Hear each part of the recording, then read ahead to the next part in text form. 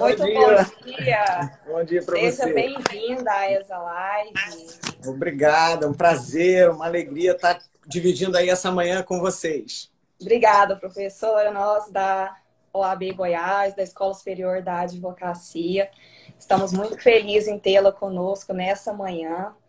E passo a palavra para que você possa dar a sua saudação inicial e seja muito bem-vinda enquanto os colegas começam a entrar na nossa live.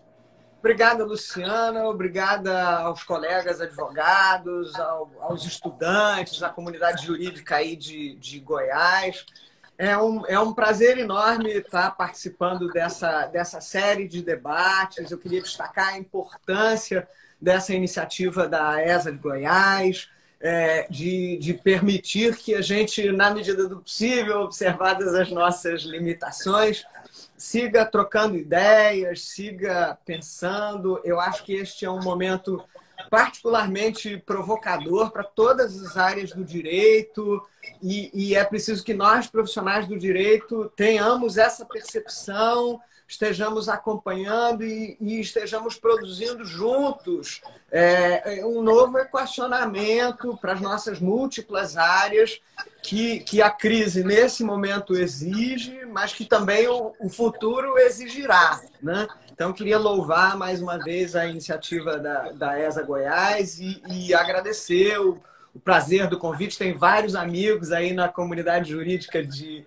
Goiás. Então, para mim é um prazer e uma honra estar com vocês nessa manhã. Obrigada, professora. Quero agradecer também aqui a presença. Já vi algumas diretoras da ESA também aqui, a doutora Mariana Estivar, Rafaela Arminda, minha amiga de conselho, doutora Carolina Pereira, também já está aqui conosco. O pessoal vai entrando aí na nossa live aos poucos, né, professora? Uhum. E, professora, nós estamos com esse projeto já há 2 semanas da ESA Live, já recebemos aqui nomes de grande relevância aí do cenário, do contexto do mundo jurídico, né? Uhum. Tivemos já conosco o Dr. Lênin Streck, Dr. Douglas Alencar essa semana, ministro do TST. Recebemos o nosso presidente do Conselho Federal, Dr. Felipe Santa Cruz, aqui de Goiás também, Dr. Lúcio Flávio. E é um projeto que tem dado muito certo, graças a Deus. É um pouco trabalhoso, mas nós temos aí empenhado em prol desse projeto, contando com o apoio também da coordenação da Escola Superior de Advocacia, com o apoio da equipe de marketing da OAB. Então, tem toda uma estrutura por trás aqui dessas nossas lives. Quero agradecer a presença dos colegas que já estão aqui conosco. Sim. E já darmos início aqui ao tema nosso, da nossa live, Covid-19, Direito Administrativo no Grupo de Risco. Eu tive a oportunidade de ter lido o texto que você nos enviou, que irá fomentar os debates dessa manhã.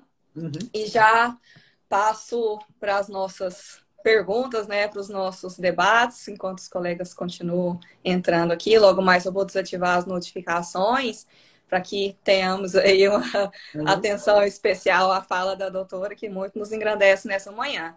E depois, no final da live, eu abro novamente as perguntas para que os colegas possam interagir e sanar eventuais dúvidas conosco, tá? Professora, para nós darmos início, então, aqui aos debates, nos explique a afirmação do próprio tema da nossa live, né? Por que o direito administrativo está aí no grupo de risco da Covid-19?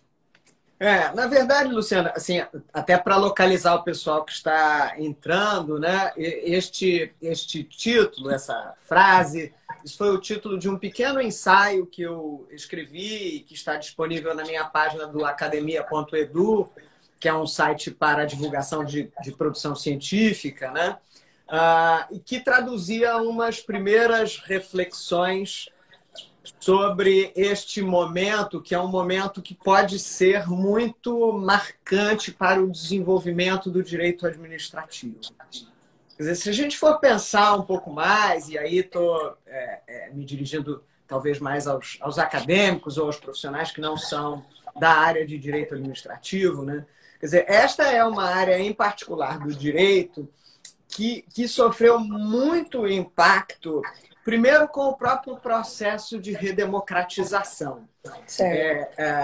Existe uma... Quer dizer, a Constituição de 88, com a redemocratização, ela empreendeu aquilo que o queridíssimo, estimadíssimo professor Diogo de Figueiredo Moreira Neto chamava de orientação finalística do poder, né? A Constituição de 88, cuidando da arquitetura do poder, mas também dos direitos fundamentais, ela estabeleceu como premissa que o exercício do poder está orientado ao cumprimento desta finalidade, que é a concretização dos direitos fundamentais.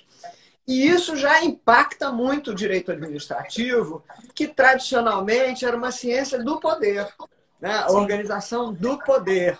Quando a gente pensa em direito administrativo, quais são os traços marcantes, os conceitos marcantes que vêm quando se fala em direito administrativo? Poder de polícia. Poder. Imperatividade e autoexecutoriedade. Relações de poder. Discricionariedade, relações de poder. Né? Então, o direito administrativo entra nesta era nova, nesta era de um Estado redemocratizado, ainda muito permeado por esta lógica de um direito do poder. O direito que assegura para a administração as suas prerrogativas necessárias ao alcance do interesse público, esse santo graal, né? Essa coisa que a gente tem na cabeça. Muito bem. Só que o modelo da Constituição de 88 já propõe uma coisa diferente. E há uma frase que eu gosto muito, e eu confesso que já tentei descobrir quem é o autor, não consigo. Esse é um mistério para mim. Quem conseguir, quem souber, por favor, depois me diga nos comentários. Uma frase que eu acho muito marcante, que diz que o direito administrativo é agora, sob a égide da Constituição de 88, é o direito do poder, sim, mas para a liberdade. Né? Direito administrativo é o direito do poder para a liberdade. Aí, Luciana, virou o treco de cabeça para baixo. Né? Liberdade não é o direito do poder para a liberdade. Né? Então, muda totalmente. Então, é lógico que o direito administrativo ainda precisa das ferramentas tradicionais, essas que eu mencionei, né? Imperatividade, autoexecutoriedade, poder de polícia, ainda precisa. Requisição administrativa, né? Que está acontecendo agora, né? Com tanta frequência. É claro que o direito administrativo ainda precisa disso, mas ele tem que se equilibrar entre seu direito do poder e seu direito da liberdade. Né? Então, essa mudança trazida pela Constituição de 88 criou esse dilema do direito administrativo. Então, ora ele se apega a essa lógica do direito do poder, das soluções pré-definidas, né? Princípio da legalidade estrita. Eu brinco quando eu dou aula na universidade para os meus alunos, eu dou aula de administrativo 1, né? Aí, quando eu dou aula na universidade para os alunos, eu digo só, no tempo do Eli Lopes Meireles, a gente tinha essas coisas da legalidade estrita. A administração pública não tem vontade, a vontade da administração está na lei. Né? A administração pública, diferentemente do particular, que pode fazer tudo aquilo que a lei não vede, ela só pode fazer aquilo que a lei autoriza. Esse era o direito administrativo pré-Constituição de 88, que já tem as respostas. As respostas estão todas na lei. Se acontecer isso, diz a lei, o resultado é aquele, ato vinculado. Né? Aí a gente tem conforto nisso, num mundo de respostas pré-estabelecidas. Né?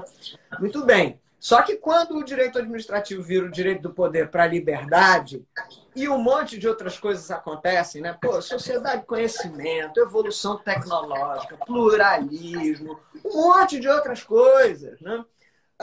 Essa ideia, né, de um direito administrativo que já sabe as soluções, que já está tudo pré-formatado, que já está tudo sabe, essa ideia não tem mais capacidade de dar resposta, porque o mundo não é mais assim. E nem cheguei no Covid ainda, né? O mundo já não era assim, Luciana. Pense bem, né? Eu brinco com os meus alunos, não sei se isso aconteceu aí em Goiás. Mas um belo dia a gente acordou aqui no Rio de Janeiro e a cidade estava coalhada de patinete. Coalhada. Aqui em Goiânia também. A gente passou por essa realidade. Mas de repente acordei, oi, o que é esse negócio aí no meio da rua? Patinete. Oi, patinete, o aplicativo, não sei o quê. Pô, de uma hora para outra esse negócio aconteceu. Aí deu uma confusão danada, né? Ih, quem é que regula isso? É na calçada, é na rua. Pode duas pessoas, não pode duas pessoas.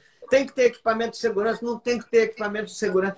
Então, veja que o direito administrativo não tem mais as respostas antes. As coisas acontecem. Bum, aconteceu, né? Quando começou o Uber. O Uber agora já é um exemplo velho, né? Mas quando começou o Uber, pimba, apareceu. Ó o Uber. Ih, e tem que ter permissão, não tem que ter permissão, qual o papel da administração pública no controle disso e tal, né? No outro dia, eu estava conversando com meus colegas que são da área de... Eu sou procuradora no município do Rio de Janeiro, né? Conversando com os meus colegas que são da área de consultoria, lá da PGM, e eles me dizendo, Anice, estou aqui tendo que pensar numa regulamentação do uso de drone, porque, pô, prende no fio, pode passar na área de proteção ambiental. Aí eu fiquei pensando, Luciana, imagina se quando eu ingressei na Procuradoria-Geral do Município, eu tenho 32 anos de PGM, imagina se eu podia pensar que isso jamais se pusesse como alguma coisa para a gente cogitar e fazer uma regulamentação. Então veja que todos esses exemplos mostram que essa concepção do direito administrativo antigo, né, do direito administrativo do poder, ele não tem mais ferramental para dar resposta aos dilemas do mundo da vida. Aí vem o Covid, vem a pandemia, né? Pô, a pandemia, estava eu dialogando com um colega um pouquinho antes de entrar, a pandemia colocou uma lente de aumento nesses problemas, né? Sim. Ó, não tem capacidade de dar resposta. E não tem capacidade de dar resposta porque a gente não tem certeza, nem a tal da certeza científica. Não. Né? Ontem eu também, dedicado a um outro trabalho, essa discussão aí sobre a judicialização da saúde, me lembrava lá, né? O Supremo Tribunal Federal nessa matéria fala medicina baseada em evidência. Ótimo, é um conceito, está provado, está testado. E no Covid? Não sabemos. Né? Não. Quais são as medidas 100% eficazes? Não sabemos. A gente acha que o isolamento social contribui muito. Né? A certeza, não sabemos. Não né? temos. Qual o teste adequado para a gente fazer nas pessoas? Eu não consigo nem acompanhar esses infectologistas falando os vários tipos de testes. É o teste X, o teste Y, o teste Z. Não sabemos. Não estão testados ainda. Né? Enfim, nós estamos em pleno terreno da incerteza. E a administração tem que agir. Ó, não tem certeza científica, mas não pode deixar o povo todo ficar doente, porque o sistema de saúde não vai aguentar. Né? Então, este momento de crise colocou, como eu disse, uma lente de aumento na nossa insuficiência de ferramentas. O direito administrativo do poder, o tradicional, o do Eli Lopes Merez, tem na comunidade a discussão que é o direito administrativo raiz e o direito administrativo Nutella. Nutella. Então, olha, o direito administrativo raiz, ele não tem capacidade de dar todas as respostas. Precisamos dele? Claro que sim. Veja, Luciana, como o momento é desafiador. Por isso que eu disse que o direito administrativo está no grupo de risco. A gente precisa das duas coisas. A gente precisa do direito do poder e a gente precisa do direito da liberdade. Sim. Né? Porque, ó, eu preciso do direito do poder. Se a ordem agora é isolamento social, a administração pública tem que dizer, não vai para a praia. Aqui no Rio de Janeiro, né? A polícia está passando pelas praias, o caminhão, o camburão, né? Sim. Camburão, olha, meu Deus. Né? Enfim, o carro da polícia é mais elegante, né? Desculpa. O carro da polícia está passando pelas praias e dizendo, olha, por causa da pandemia, volte para sua casa. Se tiver alguém caminhando, às vezes, volte para sua casa, não fique aí. Direito do poder. Precisamos do direito do poder. Se houver, Deus nos livre, né, e nos proteja, mas se houver lockdown, né, não pode sair mesmo, proibido mesmo, precisaremos mais ainda do direito do poder. Mas a gente também precisa do direito da liberdade e do direito administrativo que experimenta. Né? Sim, com certeza. o pessoal fala, o direito administrativo Nutella é o direito administrativo do sandbox regulatório, né? O que é o sandbox regulatório, a caixa de areia regulatória, né? A caixa de areia regulatória é a proposta que o direito administrativo possa se dedicar a uma experiência. Vamos pegar um pedaço desta atividade econômica, social, né? Vamos pegar um pedaço e vamos, nesta atividade, para esse pedaço, aplicar esta regulação. Essa que é a ideia da caixa de areia regulatória, do sandbox regulatório, né? Neste momento, a gente precisa disso, porque nesse momento a caixa de areia tomou conta do parquinho. Ó. Todo. Tudo virou caixa de areia. Né? Então, a gente tem que ter uma abertura para um certo experimentalismo do direito administrativo. Um direito administrativo novo, que não é aquele direito administrativo formalista, das certezas totais, não sei o quê, que é o chamado direito administrativo raiz. Então, assim, por isso que o direito administrativo, eu brinquei nesse texto, dizendo que ele está no grupo de risco, porque ele está diante desta tensão. Olha, eu diria, ele precisa aprender a fazer um convívio entre o direito administrativo do poder, né, o raiz, e o Nutella. A gente precisa encontrar a receita que combine bem Nutella com raiz, né? É um dilema. Essa receita nós estamos experimentando agora, né, professor? Nós estamos fazendo a receita e já executando ao mesmo tempo. Né? É isso. E, professora, fale um pouco também mais para nós sobre a função executiva que a senhora menciona no texto, que é bem interessante, que já parte para o ponto de vista aí de alguns aspectos mais práticos, mais concretos, né, da Lei 13.979, da medida provisória 926, que traz essas interferências aí nas contratações públicas, né? Então, vamos fomentar um pouco o debate com base nessas legislações mais recentes e sobre essa função, né, executiva do poder do Estado. Se a gente for pensar um pouco, a medida provisória 926, ela é um bom exemplo disso que eu estava falando mais em abstrato. O que faz a medida provisória 926? Ela altera a lei aprovada em fevereiro, que já dispunha sobre as medidas de combate à pandemia, para criar um regime novo. Não sei se um regime novo é a expressão adequada, mas vamos ficar com ela. Um regime novo para dispensas de licitação fundadas em emergência. Sim. Ela tem, a medida provisória tem outros aspectos também, mas vamos ficar nesse exemplo, que é um exemplo mais concreto, que facilita a argumentação. Então, veja, a medida provisória vai e muda vários dos aspectos da nossa boa e velha Lei 8666, né? Facilitando as contratações por emergência. Então, o que faz a MP? Ela vai, por exemplo, e presume que nas contratações públicas relacionadas ao combate à pandemia, né, ela presume que a emergência esteja caracterizada, a necessidade da atuação da administração, etc, etc. Então, você tem a criação de uma presunção relativa, né? Me parece que a presunção aí é relativa, não é absoluta. A presunção relativa da emergência caracterizada para superar uma necessidade de motivação que o artigo 24 originalmente tinha na Lei 8666, na hipótese da dispensa por emergência. Ok, até aí é uma mudança, porque você facilita a motivação, né? Você não precisa mais caracterizar a emergência está presumida pela medida provisória, mas não é uma mudança tão radical. O que a MP terá de mais inovador é a facilitação em relação ao procedimento da contratação, que mesmo na contratação por emergência tinha lá as suas dificuldades. Então, a medida provisória vai e dispensa, por exemplo, facilita, por exemplo, a elaboração do termo de referência, que é a tortura de qualquer um que tenha que empreender uma contratação na administração pública. Eu sou, hoje em dia, ocupo o cargo de diretora do Centro de Estudos Jurídicos da Procuradoria-Geral do município.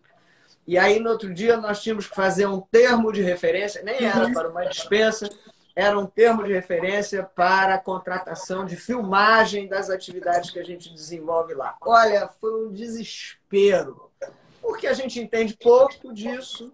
Então, como é que você vai explicar, especificar qual é o tipo de vídeo, de câmera, de sei lá, né? Então, é um desespero fazer o tal do termo de referência. Aí a medida provisória foi lá e disse, ó, pensando com absoluta racionalidade, se a gente for aplicar esse modelo, não contrata nada, vai morrer todo mundo e eu não compro EPI.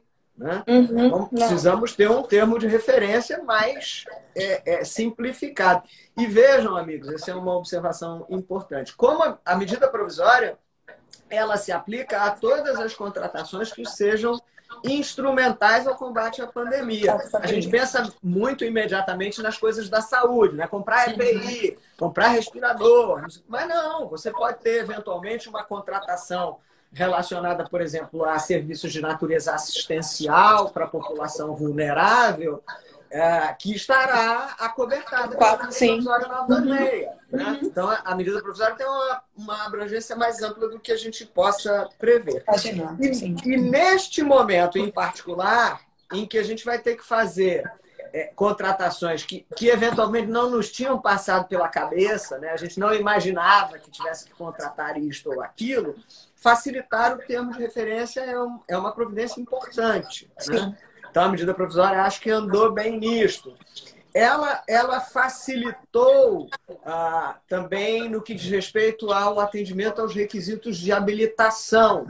Então, eventualmente, desde que motivado, você pode afastar a exigência de alguns documentos de habilitação relacionados, por exemplo, até à própria regularidade fiscal, que também é sempre um ponto muito sensível, porque, afinal de contas, se existe uma situação de irregularidade fiscal, a contratação não podia acontecer, não podia subsistir, né? Mas a medida provisória foi lá e disse, olha, se a gente mantiver nessa discussão, a gente tem uma redução no universo de possíveis contratados que neste momento não interessa. Né? A medida provisória também vai lá e facilita a questão da estimativa de preços, que também é um dogma, né, na administração. Não, a estimativa de preços que vem de tal lugar assim, se não for ela, não podemos contratar. A medida provisória tem uma proposição distinta em relação a isto. Né? Muito bem, aí primeiros momentos de promulgação da medida provisória. Não, ok, por conta da crise, mas isso é um absurdo. Mas isso é uma loucura. Mas isso vai facilitar a corrupção. Né? Então, assim, um monte de oposições a um modelo que é um modelo que passa a investir menos no formalismo, menos no documento burocrático e mais na motivação do administrador, né? E nesta adesão entre motivação e realidade posta. Eu diria que a medida provisória 926 ela vem investir numa nova relação de confiança com a administração. E isto pode ser um ponto... Né? Estava dialogando com o estimado colega, professor de Direito Administrativo lá de Pernambuco, professor Marcos Nóbrega. E o professor Marcos Nóbrega, que é um homem muito criativo, né? Ele dizia, Vanice, nós estamos vivendo turning points do direito administrativo. Né? E aí é que eu penso que o direito administrativo está no grupo de risco no seguinte sentido. Ou ele pode sair deste momento reinventado, né? Reconciliado com essa dualidade que é inerente ao direito administrativo. Ora eu tenho que ser força, ora eu tenho que ser liberdade. Né? E liberdade compreende experimentar. Né? A gente, no mundo da vida, como a gente tem liberdade para formular, por exemplo, escolhas profissionais, eu posso experimentar. Eu vou advogar um tempo. Não, agora eu vou experimentar outra coisa. Eu vou fazer concurso. Não, eu vou experimentar outra coisa, vou fazer consultoria, né? Então, liberdade compreende experimentar. Então, ou o direito administrativo sai dessa crise reinventado, reconciliando o poder com a reinvenção da liberdade, da experimentação e tal, ou ele sai dessa crise voltando para a década de 60, com apego ao formalismo, ao direito administrativo duro, ao direito administrativo do poder só, né? Um direito administrativo que não se compadece com as diferenças que o mundo da vida nos propõe o tempo todo. Então, acho que este é um ponto sensível. E nós que somos da área do direito público, e aqueles que, como eu, experimentam o direito público não só no cenário acadêmico, mas também na vida, né? Advogam para uma entidade pública, a gente tem que provocar esta reinvenção do direito administrativo. Com certeza. Porque, veja, Luciana, só para complementar, a gente tem a falsa sensação, acho até que já referi isso no início do nosso encontro, a gente tem a falsa sensação de que isso vai ser por agora, né? O direito da crise acontece enquanto a gente está em isolamento social, mas isso não é verdade. O direito da crise ele vai subsistir depois que o isolamento social terminar e os efeitos dele ainda vão se pôr durante algum tempo, né? Então, não é uma coisa, não, vamos respirar fundo que vai passar, daqui a 15 dias estamos de volta ao direito da normalidade. Isso não vai acontecer. Certo, professora, obrigada. Professora, eu anotei uma frase, eu acho que ela vai ser bem oportuna para esse momento. Eu ontem assisti ao aclamado, né, filme O Poço, não sei se a senhora já assistiu. E lá, em um momento, eu anotei algumas frases, e a frase que eu acho que vem a calhar nesse momento é a que as mudanças nunca se produzem de maneiras espontâneas. Então, essa alteração, essa reinvenção do direito administrativo nesse momento, ela não está ocorrendo de maneira espontânea, né, professora? Sim, mas nós estamos sendo empurrados para isso, né? O cenário, aquilo... Veja, Luciana, a frase é muito oportuna e muito boa. Oportuna, essa dualidade entre o direito do poder e o direito da liberdade, o direito administrativo, ela já se punha. Sim. Onde é que o direito administrativo estava mais afinado com esses novos modelos? No direito administrativo dos negócios, para usar a expressão do professor Carlos Ari Sanfeld, né? O professor Carlos Ari, que também é um homem com um olhar voltado para o futuro no tema do direito administrativo, ele tem um livrinho, o livro até já engordou. Quando ele saiu, ele era mais fininho, ele agora já engordou, né? Mas é um livro espetacular e é um livro delicioso, de leitura muito agradável. Se chama Direito Administrativo para Céticos, né? Ah, bacana. É uma super recomendação. Quem queira se aproximar, é uma super recomendação. É um estilo muito leve, muito agradável. Eu super recomendo. Mas neste livro são pequenos textos que ele foi escrevendo, inclusive para veículos jornalísticos. Então a linguagem é leve, é muito interessante mesmo o trabalho. E aí o professor Carlos Ari, num dado momento, ele diz: olha, nós hoje temos, a rigor, duas administrações públicas. A gente tem a administração pública do CLIPS, que é essa do direito administrativo raiz, do direito administrativo do poder, a do carimbo, do documento em não sei quantas vias, né? Com essa lógica e tal. Então, é a administração pública da Lei 8666, é a administração pública burocrática e tal. Essa é a do CLIPS. E diz ele, nós temos agora a administração pública dos negócios, que é a administração pública da PPP, a administração pública da gestão de risco, da regulação, né? Da análise econômica do direito. Então, diz ele, ó, nós temos esses dois braços que tentam estabelecer um convívio. Então, essa brincadeira que se faz o direito administrativo raiz e o direito administrativo Nutella tem a ver com essa dualidade que o professor Carlos Ari chama a administração do CLIPS e a administração dos negócios, né? E o problema é que a mudança, voltando à sua frase, né, sobre a mudança, que as mudanças não se produzem de maneira espontânea. A mudança que essa crise, né, da pandemia do Covid está propondo, quer dizer, a revisitação que ela está propondo desse problema vai exigir resposta já. Quer dizer, esse problema já estava posto, a gente na academia já se divertia discutindo isso e tal, mas agora isso está no mundo da vida, né? Olha, que requisição administrativa eu vou aplicar, né? Para a gente pegar o exemplo disto que está acontecendo. Requisição administrativa é um instituto tradicionalíssimo lá do direito administrativo, né? É mecanismo de intervenção do Estado na propriedade privada.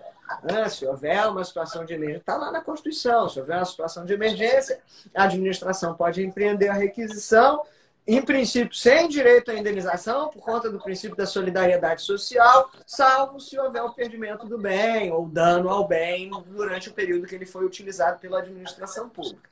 Ah, tá bom, tá ótimo, né? Bom, como é que a gente aplica esse instituto agora? Porque no passado, isto, se tivesse aplicação, seria uma aplicação muito localizada, né? Sei lá, houve aqui no meu estado, no ano de 2010, nós tivemos chuvas catastróficas, acabou com a cidade de Nova Friburgo, quase acabou com a cidade de Petrópolis. Naquele momento, para combater aquela situação de grave comoção social, etc., aconteceram requisições administrativas, mas localizadas para pôr a cidade minimamente em ordem depois de chuvas colossais, né? Então, esse instituto ele era entendido de uma determinada maneira, porque isso aconteceria de forma muito localizada, como eu mesma disse. Neste momento que a gente está vivendo, isto não se põe assim, né? As requisições administrativas estão acontecendo por todo o país, em todos os níveis federados, né, para combater todo tipo de situação, e estamos tendo, inclusive, hipóteses em que um ente federado empreende a requisição administrativa de outro. Sim, a senhora comenta também sobre essa interferência, né? Os poderes das entidades de município, no federal, no municipal. Então, essas intervenções têm ocorrido, né? Veja, nós tivemos no município do Rio de Janeiro, há alguns anos atrás, sei lá, uns 10, 12, 15 anos atrás, nós tivemos um episódio que judicializou-se. A matéria foi examinada pelo Supremo Tribunal Federal, que envolvia requisições administrativas que a União empreendeu na rede de saúde do município. Na época, a rede de saúde do município estava muito sobrecarregada e o presidente da República, à época, empreendeu a requisição de unidades hospitalares, da unidade hospitalar inteira, a unidade hospitalar, o seu equipamento, os seus suprimentos, os médicos e tal. Isto se deu, né? O município do Rio de Janeiro judicializou a questão, o Supremo Tribunal Federal examinou num mandado de segurança e o que disse o Supremo Tribunal Federal? Disse, olha, não cabe, porque prover proteção à saúde, ambos têm igual competência constitucional e se o equipamento é municipal, o município tem competência para fazer isso e ele está se dedicando, não cabe requisição administrativa, né? Foi o que disse o Supremo Tribunal Federal à época. E o que se dirá hoje? Ainda não temos muita clareza. Não. E hoje, como a necessidade da requisição nacionalizou-se, né? Então você pode ter situações que justifiquem requisições em todo o país, a necessidade, por sua vez, de que a ação seja minimamente coordenada pode vir a reconfigurar essa ideia de que requisição administrativa entre entes federados não cabe, né? Diz lá o ministro da Saúde e outras autoridades têm afirmado, olha, as iniciativas relacionadas à destinação de EPI, respiradores, esses equipamentos que a gente sabe que serão indispensáveis ao atendimento imediato da população, né? Então, diz o ministro da Saúde, dizem as autoridades, a distribuição disso tem que ser minimamente coordenada. Não faz sentido eu ter respirador em São Lourenço esperando para se aparecer um doente quando eu tenho doentes na capital, no Rio de Janeiro, ou não sei aonde, né? Então, essa necessidade de ações coordenadas está se pondo, né?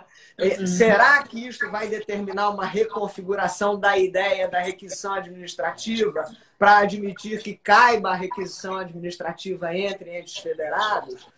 Não sabemos. Então, de novo, voltando à sua frase, as mudanças estão ocorrendo, né?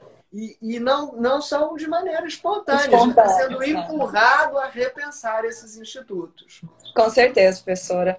E eu acho que a grande dificuldade, assim como você, eu me sinto assim, tão próxima, porque eu acompanho o GPS acadêmico já há algum tempo, seu canal no YouTube. Então, eu me sinto sua aluna que está aí também no meio docente já há quase 5 anos. Acho que a nossa grande dificuldade é transitar nesses dois mundos, né? No do acadêmico, no do tradicional, no raiz, e ao mesmo tempo estarmos impostos aí a uma realidade completamente aí distinta. E só para exemplificar, eu conversando com alguns colegas que atuam na área do direito administrativo, principalmente no municipal, no interior, e com um desses colegas, o doutor Diogo Araújo, que é conselheiro nosso seccional aqui da UAB, eu falei assim, amigo, me manda uma pergunta aí para comentar o debate amanhã com a professora Vanice. E ele me mandou, eu acho que aqui tem, eu vou ler as perguntas dele para você sentir um pouco como que nós estamos,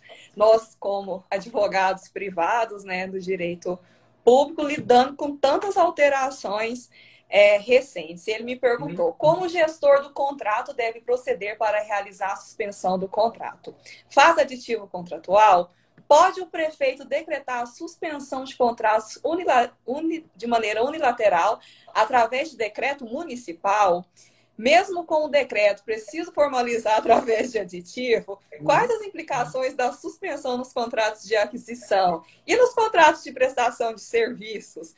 Perguntas que me tomaram o dia inteiro. Então, pensa como que está a nossa realidade como advogados. Luciana, as perguntas são muito pertinentes, eu vou usar elas, com certeza não vou poder respondê-las a todas, até porque a situação não, a gente nem tem, né? A situação não permite, não temos até nem tempo para isso. Mas as perguntas me sugerem um comentário que eu acho importante e era um recado que eu queria dar aqui da nossa conversa, né?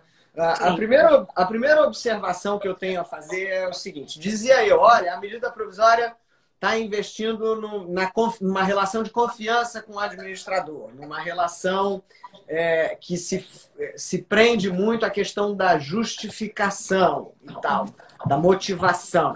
Isso é um dado. Um segundo dado que é importante a gente ter na cabeça é que se a medida provisória for entendida como uma figura de direito de exceção, quer dizer, uma normatividade que se aplica a uma situação excepcional, o grande desafio que os advogados públicos e privados vão viver no futuro é saber quando começou a exceção e quando termina a exceção. Ontem fazia eu uma live também discutindo esses assuntos e eu dizia isso, eu e a professora Flávia Santiago Lima. E aí dizia eu, quando começou, a gente pode ter 2 marcos temporais. Quando é que começou a exceção? A gente pode dizer que a exceção começou com a aprovação desta lei 13.000 e bolinha. 13.979. 13.979, com as medidas de combate à pandemia. Esse é um critério. Ou a gente pode dizer em cada ente federado, porque agora essa providência está se multiplicando, começou com a decretação de calamidade financeira, né? Eu confesso que eu tenho mais inclinação inicialmente pela decretação da calamidade financeira como um marco indiscutível de que a partir daí estamos em situação de exceção. Né? Mas o desafio se porá também para saber quando termina a exceção. Né? E como a gente não sabe isto, ainda não sabe isto, quer dizer, quanto mais a gente consignar, quanto mais a gente trouxer para os processos administrativos e para as relações que a administração estabelece com os particulares, que as providências que se verificaram, eu acho que mais robusto estará a nossa motivação para o day after, para o momento do controle. Né? Então, quando vier o day after, que isso é a minha preocupação principal, isso merecia até depois uma outra conversa, quando vier o day after, quando vierem as ações de responsabilidade civil, os pedidos de revisão contratual, né? Que virão, não tenhamos dúvida, porque elas virão. Né? Quando isto vier, é preciso que a gente seja capaz de dizer, olha, estava caracterizado a emergência e o contrato estava na situação X.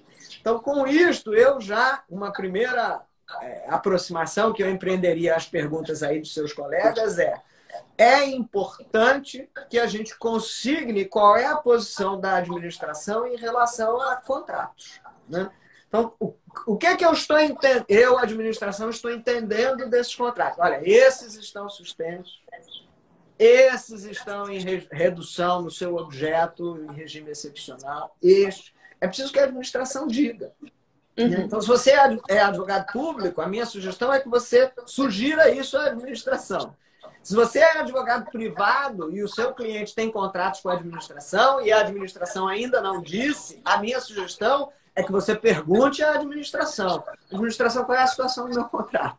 Está suspenso ou não está suspenso?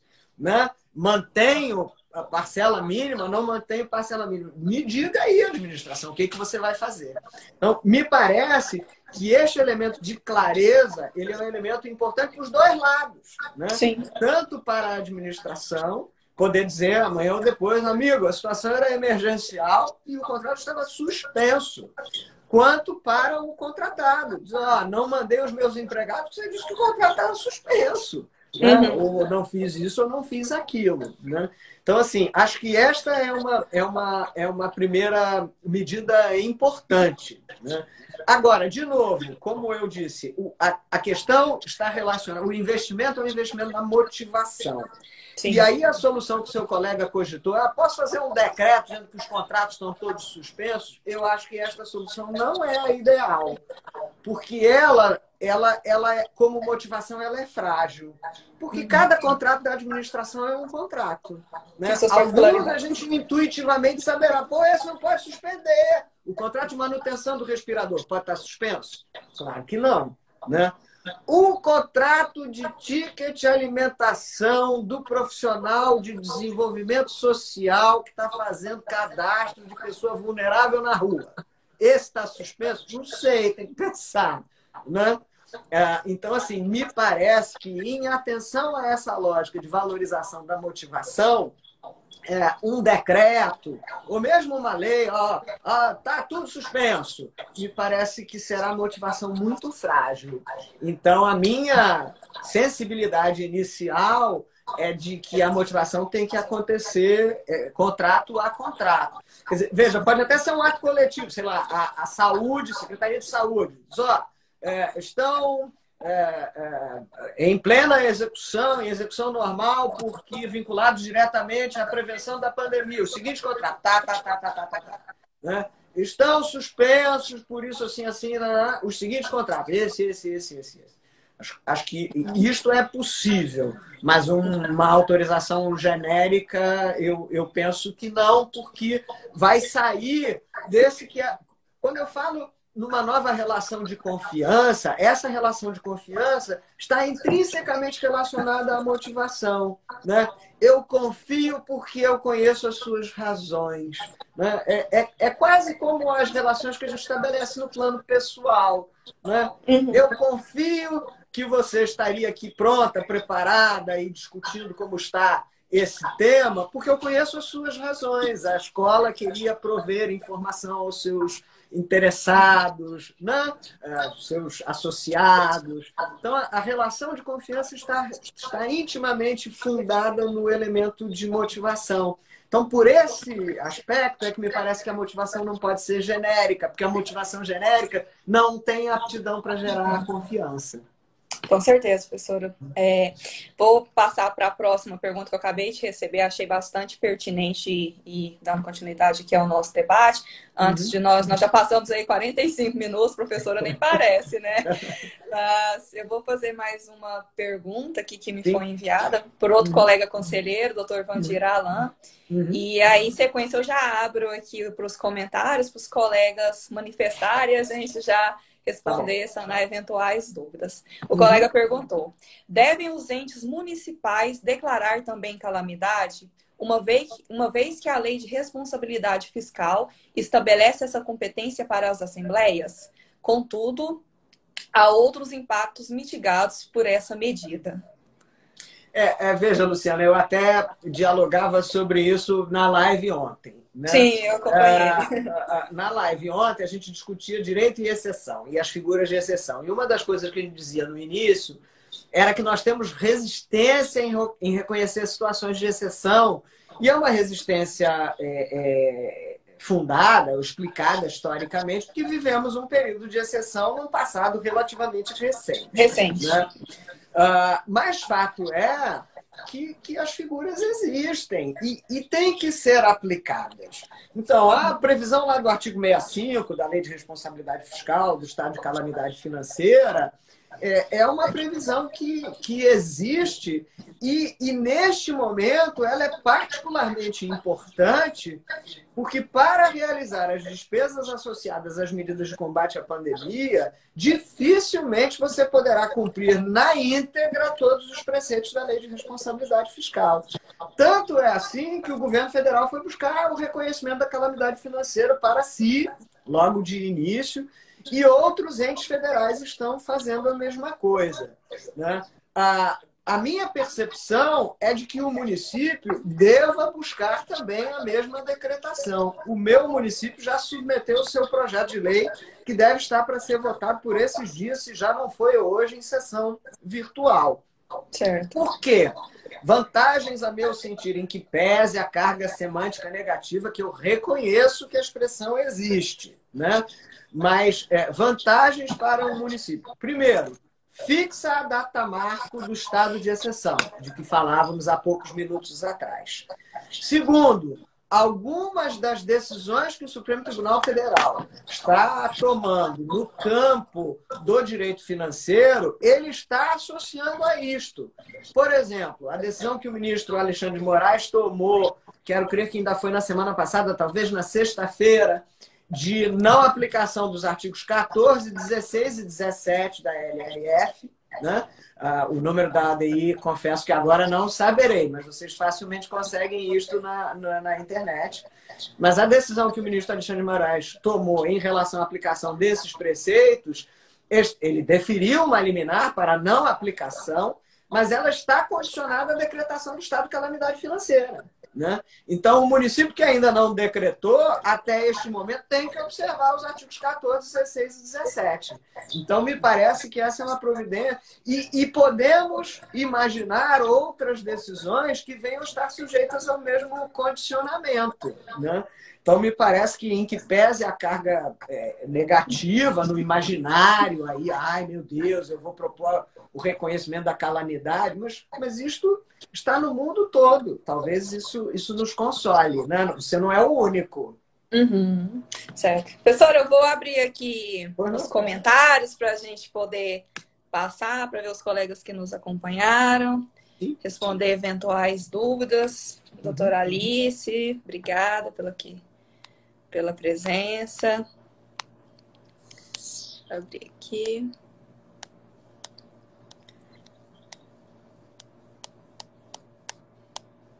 Doutora Valentina Jugman, nossa conselheira federal por Goiás, muito obrigada. Procuradora também do estado aqui de Goiás. Thalita, bem-vinda, colega de conselho. Doutora Cris, presidente da Comissão de Advocacia Jovem, pessoal acompanhando. Vanessa, também conselheira. Professora Raquel, seja muito bem-vinda. Obrigada, doutora Valentina. Tem alguma pergunta? Eu sou colega também procuradora, podem ficar à vontade. Diogo, espero que tenha respondido aí, ajudado a sanar suas perguntas darem uma outra live, né, professora? Para a gente ver verdade, lado do advogado privado. Não, mas é bom ouvir um pouco qual é a natureza das angústias que está batendo aí aos colegas. Certo. Cíntia, obrigada, excelente live. Valentina também agradeceu. Alice, doutor Marcelo, obrigada. Doutor Igor, obrigada também. Análise. Excelente, muito boa análise. Gratidão pelo esclarecimento. Nosso também, né, professora? Doutor Vandir, que nos fez a pergunta da Lei de Responsabilidade Fiscal, também nos acompanhando. Doutor Henrique, seja muito bem-vindo. Obrigada. Agora veio uma pergunta. Veio uma pergunta. O Diogo agradeceu que ficou feliz por concordar com ela. Ufa, está mais aliviado, vai poder trabalhar em paz.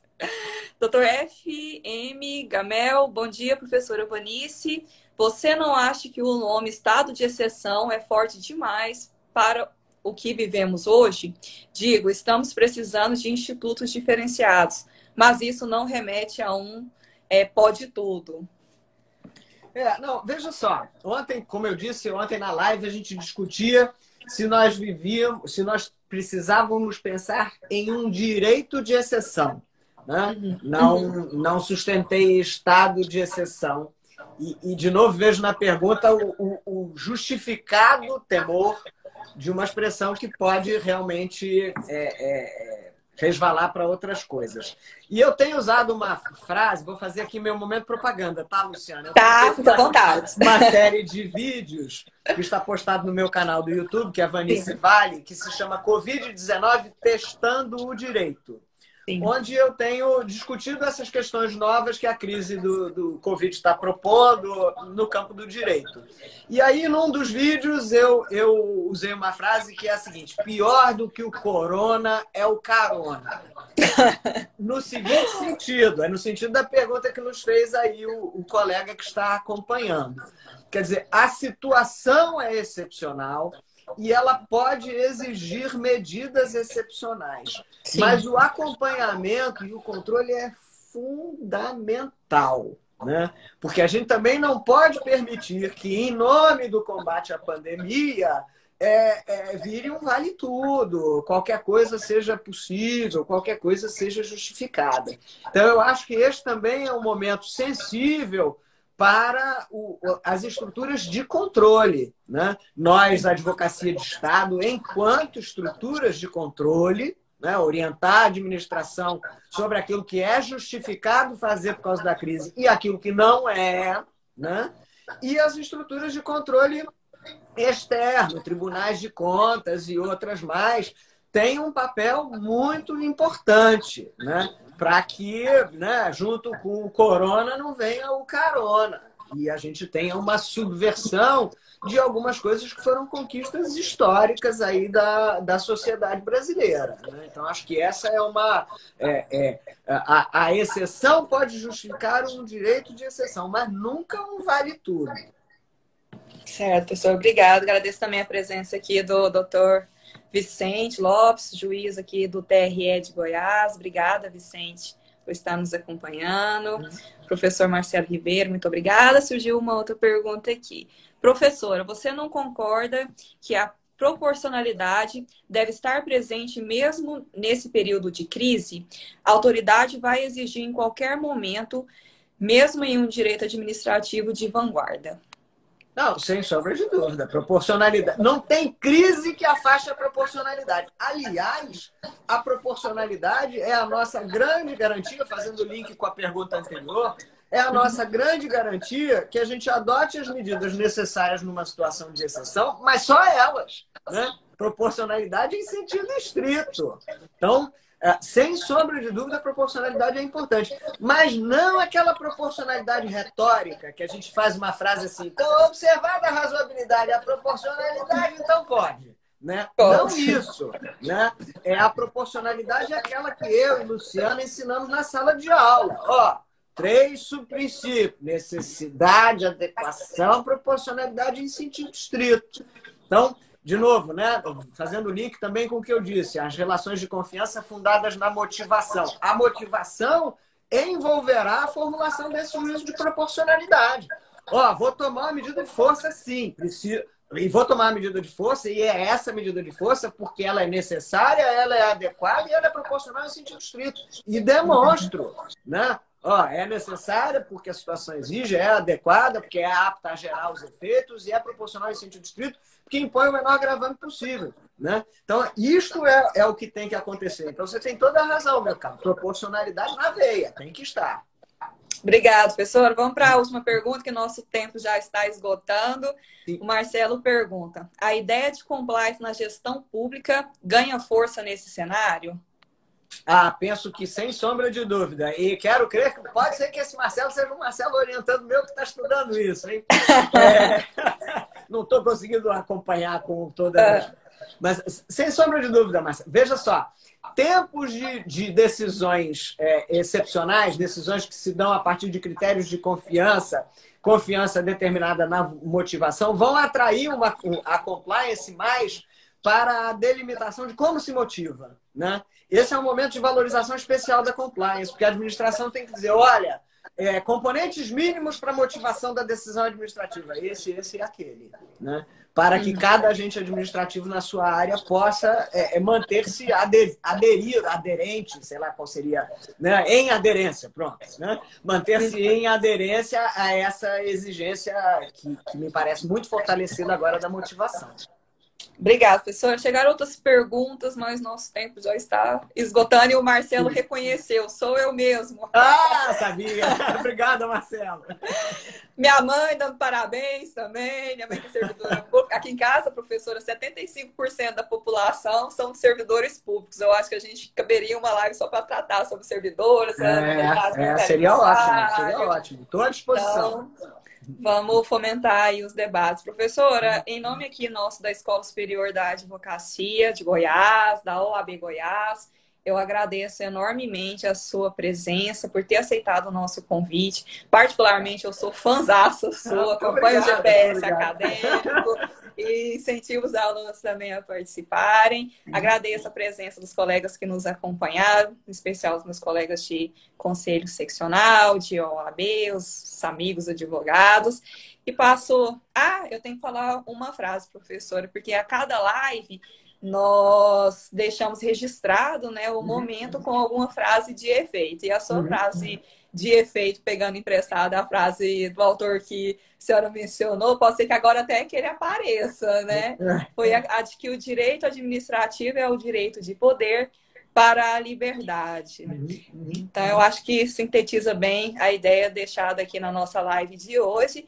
E passo a palavra para você fazer as suas considerações finais e deixar o convite para os colegas também acompanharem o trabalho seu no YouTube, aqui no Instagram e nas demais mídias.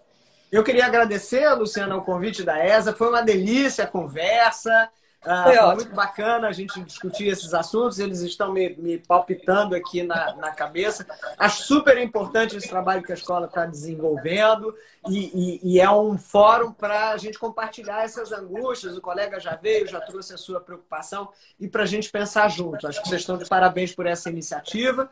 Queria disponibilizar a vocês, como eu disse, as minhas intervenções todas e palestras e séries de vídeos, o GPS acadêmico, o Covid-19 Testando Direito, estão disponíveis no meu canal do YouTube, Vanice Vale. Vai lá, acesse e subscreva, que aí você vai receber notícias. Eu tenho comentado as coisas toda hora.